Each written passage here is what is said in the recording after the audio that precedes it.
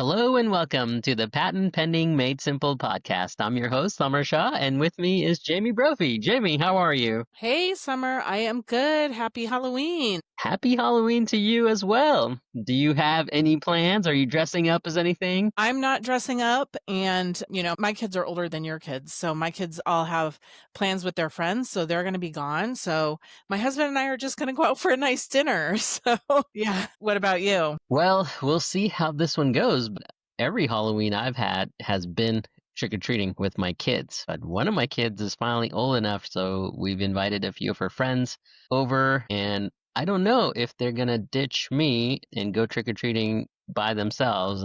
So I don't know how it's gonna go, but I'm cautiously optimistic. I'm still part of the crew. Yeah. Yeah.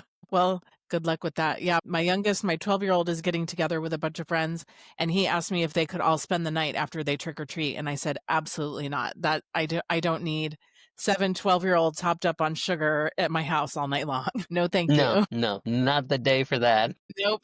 You guys can all come over on Saturday night. That's cool. Right, right. Yeah, this is funny because I don't ever remember trick-or-treating with my parents. It's always been with my friends. But with my kids, them being so young, it's opposite. So we'll see how it all goes. Yeah, well, I hope you guys have fun. It's a fun night. Yeah, yeah. I think I'd be happy with either option, right? If I'm a part of this, it's great because I like hanging out with my kids. And if they're old enough and I can just go out to dinner with my wife, that's great too. The in between, we'll see how it goes. Yeah, you're in the unsure territory. Right.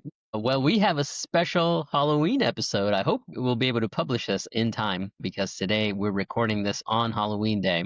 And I think we're going to talk about some spooky patents. Is that right, Jamie? Yeah, this is going to be a fun episode. So I found this article that was on the National Inventors Hall of Fame website that was about some spooky patents. And they specifically talk about 3 different ones. So I think we're going to go through them one at a time and kind of talk about some interesting things with these 3 different patents. So yeah, that's our plan. What do you think, Summer? Should we get going? Yeah, for our listeners, I hope you guys are sitting in a dark room with a flashlight and, a Ouija board, and let's get this rolling.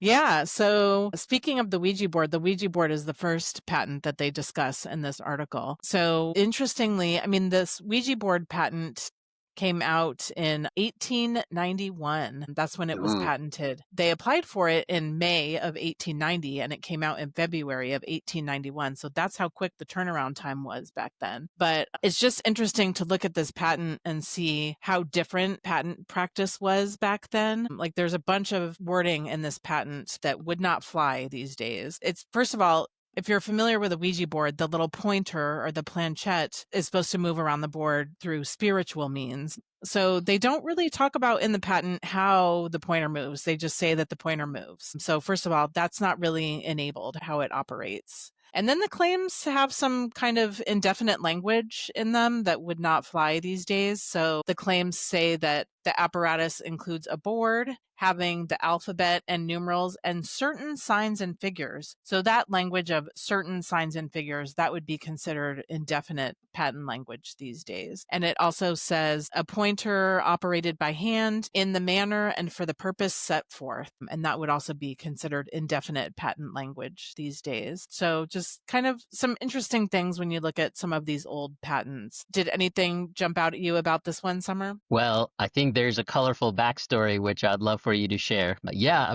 all those things stood out to me. Mostly, I've been watching this TV show called The House of Guinness. I don't know if you've seen this, Jamie. That's the backdrop that I imagine a patent attorney writing this, right? He's like in the candlelight next to a horse stable somewhere, and he's just like, yeah, I'm going to get this. And that's what I think about, for better or for worse.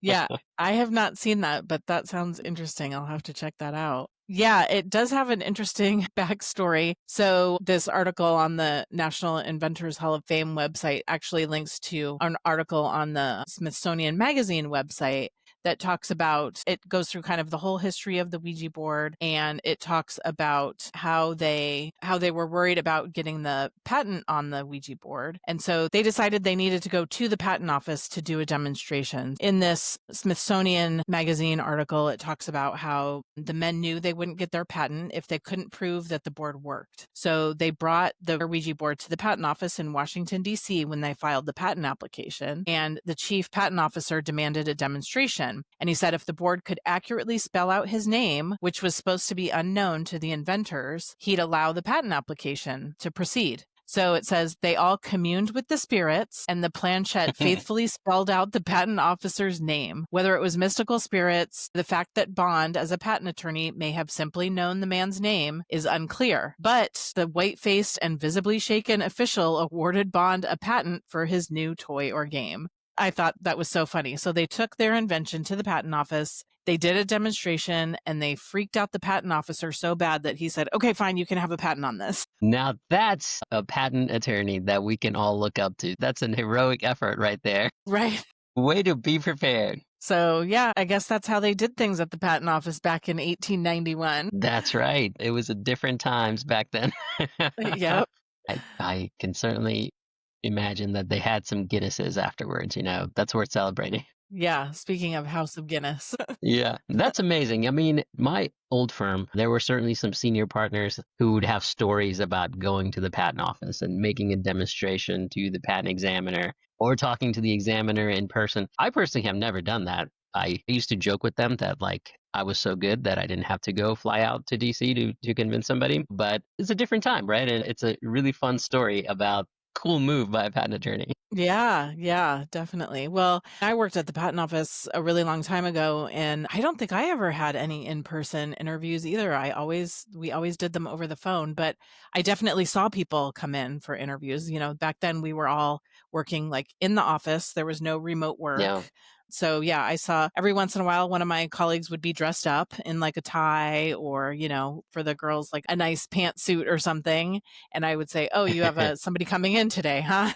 So it's definitely a old practice, doesn't really happen anymore. That's right. Yeah, certainly. I practiced in California in Silicon Valley, so flying out to DC was a big deal and an expense for the client, but it was worth it sometimes. But yeah, even when I started practicing, video calls weren't a thing. You had to set up a Skype, something like that. And it was a thing.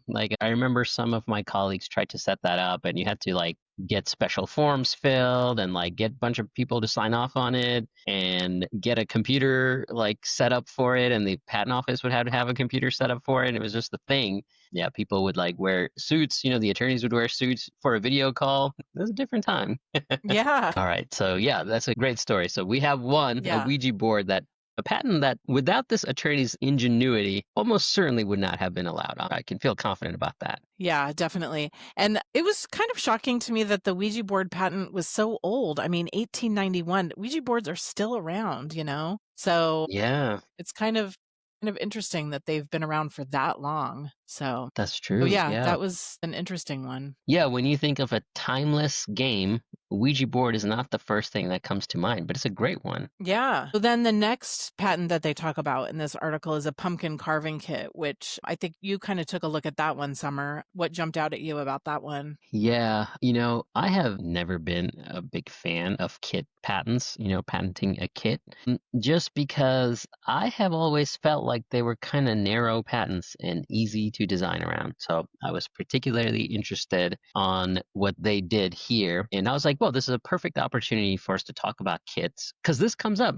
Sometimes people call our office and they're like, hey, I have a medical kit, for example, right? I had another client who had a forensics kit, right? I had a client who was well, this is not disclosing it confidential, but he's works for a federal agency, let's say like the FBI or the CIA. You can imagine what this is. His job was to investigate financial crimes, particularly relating to blockchain. And he had developed a kit, blockchain forensics kit. So there's all sorts of kits out there that you can potentially patent and protect. And I always try to encourage my clients to find another way, because I think they're kind of narrow. But I was like, yep, this is a perfect place for us to talk about when and why you would want to patent a kit and the limitations of the kit. So in this case, somebody patented a pumpkin carving kit. You see these at grocery stores all over. They have knives and spoons and a template, right, for cutting out a jack-o'-lantern in a pumpkin. So that's what he did. And they protected the kit. The claim is having an instruction book having a plurality of leaves bound together, an envelope that is bound into the instruction book. So this kit protects a first set of cutting tools, right, suitable for carving features of a first nature, and a second set of cutting tools suitable for carving features of a second nature, and a pattern sheet with a design, and an instruction book that performs three specific functions: instructions for transferring the design, instructions for correlating the first design feature, and instructions for correlating the second design feature. So small holes, think about that with the first set of tools like drills, and then long cuts, right? Like that you'd make like the triangle shapes with the saws. So that's what the kit is all about. Jamie, if a client came to you and said, hey, I have a kit for carving pumpkins or for something else, what would your first reaction be? Yeah, I mean, I would try to take a look at all the pieces in their kit and see if any of those are patentable on their own. But yeah, I mean, I think the only reason to get, to try to get a kit claim is if none of those pieces is patentable on their own. If the actual invention is like putting everything together in a kit, which doesn't seem super patentable, but kit claims are tricky. And like you said, they're usually easy to design around. Yeah, that would be my first instinct too. And I've done this with other clients in the past where it's like, let's open up your kit, like let's examine each piece of the kit individually. And if there's something patentable about these things individually, I'd prefer to put a patent together on that individual thing, all right? Because that's a broader patent. And this goes back to patent claims being counterintuitive again, right? We've talked about this in the past, but the more ground, the more stuff your claim covers, the narrower your patent is or your claim is. And the fewer things that your patent claim covers, the broader it is harder for somebody to design around it, typically. If you have a claim like this, where you have claim cutting tools, a pattern sheet, and an instruction book, somebody would have to do all of these things to infringe the patent. So I can totally imagine an enterprising competitor being like, oh, we're just going to have a kit with a tool, these tools, right, and a pattern sheet, but maybe the instructions are online, and bam, you've gotten around this patent potentially. So it gives somebody too much freedom to get around your patent. And that's not a great patent generally to have. In this case, I don't even know if that's patentable, right? Like if somebody came up with an improved pumpkin carving kit, would that be patentable, right? So let's say they have a first set of cutting tools, a second set of cutting tools, a new pattern sheet, right, that didn't exist before, and no instruction book, right? So you just have to figure it out on your own. That be patentable, Jamie, in your opinion? It doesn't seem like it would be. I mean, just changing the pattern sheet to a different pattern sheet would be just an obvious modification of this patent that already exists. The pattern Yeah. sheet might be a good candidate for a design patent, but as far as a Mhm. utility patent, I don't think I would probably encourage that client to not pursue a utility patent application in that case. Yeah, I mean, like when I looked into the prosecution history here, it was interesting because I think even the examiner said that this kit is not patentable. And I think what got them over the edge was the instruction book, actually, because the examiner in the notice of allowance said that it's a system that tells you which specific tool to use with which specific pattern, which was this allows an ordinary person to achieve an intricate and exotic result that wasn't possible before. So you have to generally, this is an additional kind of unspoken requirement of kit patents, is that you have to enable a utility which wasn't previously possible. So like maybe in a broader context, like let's say you have a first aid kit.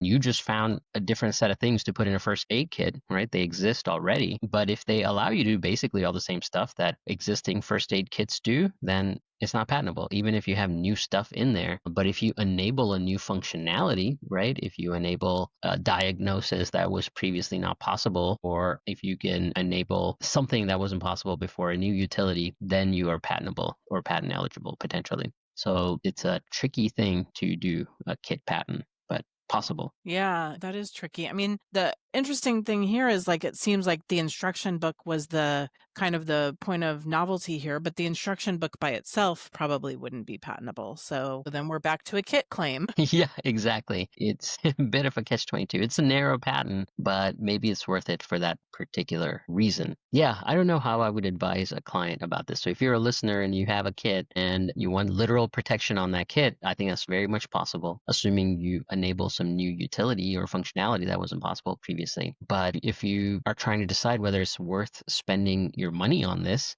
that's a tough one, right? Because normally we want broad patent protection for our clients as much as possible. This gives too many opportunities for somebody to knock you off potentially. Yeah. I mean, the other option with something like this would be like a method claim, kind of basically following the steps in the instruction book. But Yeah. again, a method claim is difficult to enforce. So that is a tricky one. Yeah, it's also tricky because just a combination of stuff is not patentable by itself. This comes up in recipe patents as well, right? Where like if you just have like a new recipe for a hot sauce, right? But like instead of cayenne peppers, you use serrano peppers or something like that, right? That substitution is not going to meet the obviousness standard, right? So in order to get a patent, you have to show that the invention is novel and non-obvious. Novel just means that nobody should have done it before. And maybe you could argue that, hey, nobody's used serrano peppers, so I should meet the novelty requirement, which would be true. But it Mhm. would be hard to meet the obviousness requirement because the patent office would say, well, these two peppers are known substitutes of each other. Therefore, you can't meet the obviousness requirement. So if you just swap out tools in this kit, that probably would not be enough, right? You really have to think about a new functionality that you're enabling. In this case, it was intricate patterns that were not your typical jack-o'-lantern pattern. Yeah, interesting. All right. So should we move on to the next one, or do you have any more to say about your pumpkin carving kit, Summer? Yeah, no, I think this is good. Yeah. So the last patent that they mention in this article is fangs. So a patented version of artificial fangs. And what caught my attention about this one is that the patent was awarded in 1996. Ooh, So I thought that was weird because these artificial fangs have been around forever, way before 1996. This comes up occasionally with clients where they're like, well, cars have been around forever. How are people still getting patents on cars? So, and it's a good question. So, and the answer there is that you're not getting a patent on a car. It's not like you get a patent, your patent is for a car. Anybody that sells a car is infringing on your patent because you have a patent on a car. What your patent covers is what is in the claims. And,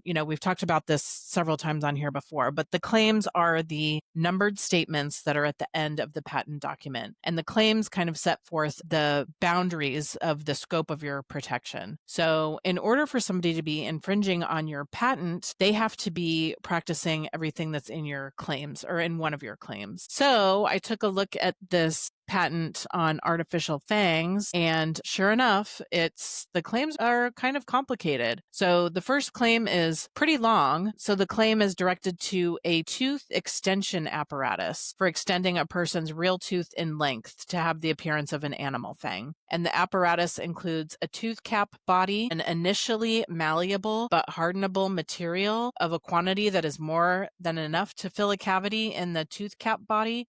So the claim has a lot of details in it. So it's not that this person in 1996 got a patent to artificial fangs. They got a patent to a tooth extension apparatus that has to have all of these features that are set forth in the claims. So yeah, I thought that was interesting, and that was a good opportunity for us to talk about why are people still able to get patents on these things that have been around forever? And the answer is they're not getting a patent on the whole thing. They're usually getting a patent on like a small improvement or a specific new feature of that thing that's been around forever. So yeah, I thought it was interesting. Did you look at this Fang patent, Summer? Did you have any thoughts on it? yeah, no, I think those were my observations as well. I mean, this is intuitive to me, but maybe it's not intuitive to the listeners because we live and breathe this every day. But the more crowded the IP space or the product space is, the narrower your patent has to be, right? Because it's so crowded, right? Like you have to kind of carve out a very small niche for yourself.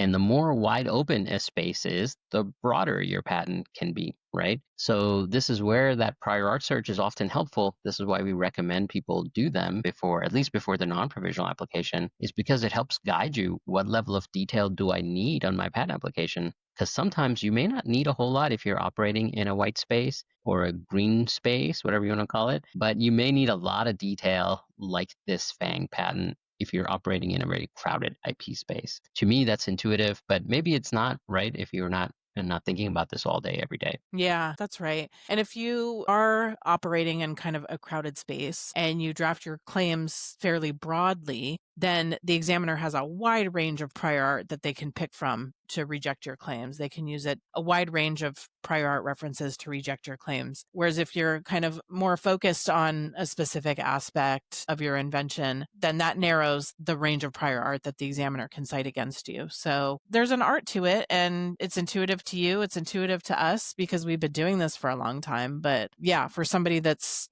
not as well versed in patents and how they work and the patent prosecution journey, then that might be kind of complicated. Yeah, that's right. Yeah, and this is why I really like how we approach drafting patents as well. We don't lock ourselves into any one breadth, right? We usually try to describe the invention narrowly, broadly, and somewhere in the middle because no prior art search is going to give you a perfect picture of whether you're in a crowded IP space or a broad IP space. But you can be flexible in your document. And if you have written it with a view towards multiple different layers of abstraction or breadth, then you can change the scope of the claims down the road.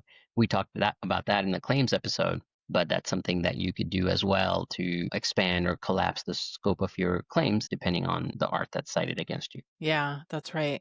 And that's kind of another factor that goes into when we draft the claims is how much prosecution we want to engage in. If we want to get Mhm. a patent issued fairly quickly, if the client has a limited budget or they need to get a patent as soon as possible, then that is a factor we take into account when we draft the claims as well. In that case, you might want to draft claims that are a little more narrow and then maybe broaden them out in a continuation or something like that. So those are all things we think about when we are drafting the claims. Yeah, well, yes, I think we were hoping to keep this pretty light and fun, but we ended up talking about some heavy topics as we always do, Jamie. But this was fun. I'm glad we got to look at some Halloween patents. I don't think I've done a Halloween specific patent. This was fun for me to look at and explore as a space as well. Yeah, it was. It was really fun. So, yeah, thanks, Summer. We'll have to do some more holiday themed episodes. This was a fun one. Yeah, I can think of one client in particular who has a Christmas theme patent that we worked on. But maybe we'll bring her on and interview her. Maybe that might be fun for a future episode. Yeah, definitely. All right. Well, have fun and stay safe tonight, Summer. Happy Halloween. I'm hopeful my kids don't ditch me, but we'll see how it goes. Yeah. Good luck. Thanks. All right. Thanks everyone for listening. Thank you. The Patent Strategy Podcast is recorded for informational purposes only and should not be considered legal, business, or professional advice. We are not responsible for any loss, damages, or liability that may arise from the use of this podcast. The podcast is not intended to replace professional legal advice and should not be treated as such. The views expressed in this podcast may not be those of the host or the management.